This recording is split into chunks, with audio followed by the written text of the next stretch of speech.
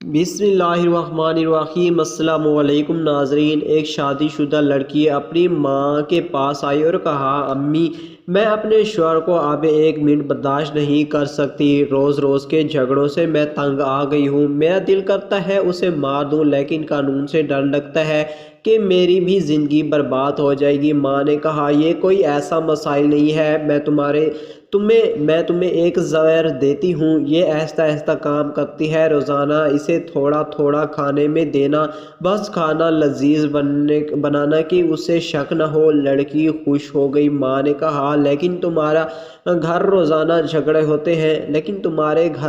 جھگڑے ہوتے ہیں، سارا خاندان جانتا ہے تمہاری نہیں بنتی، شک پھر بھی تم پر جائے گا، تو جتنے عرصے میں یہ زہر کام کرے گی تم گھر کا ماحول بدل دو، پیار و محبت سے رہو، گھر من و شانتی بناؤ۔ بیچارہ کچھ عرصے کا مہمان ہے، اس پر شک نہ کرو، بے جائز فرمائشیں نہ کرو، خود کو بنا سنوار کر رکھو، میٹھی زبان استعمال کرو تاکہ نہ شوہر کو نہ اس کے خاندان کو بعد میں شک ہو کہ اس کی موت کی ذمہ دار تم ہو۔ لڑکی نے کہا، ہاں کچھ عرصے کے لیے میں یہ کر لوں گی۔ وہ زہر کی پٹلیاں لے کر مہینے بعد وہ آئی اور ماں سے کہا، اس زہر کا کوئی توڑ ہے؟ ماں نے کہا، کیوں؟ لڑکی نے کہا، میں نے چند دن اسے پابندی سے زہر دیا لیکن وہ تو بہت بدل گیا، میرا اتنا خیال رکھتا ہے، مجھے اتنی محبت اس نے دی کہ میں شرمندہ ہو گئی، یہ میں کیا کرنے جا رہی ہوں؟ ماں میں اس چند دن زہر دے چکی ہوں،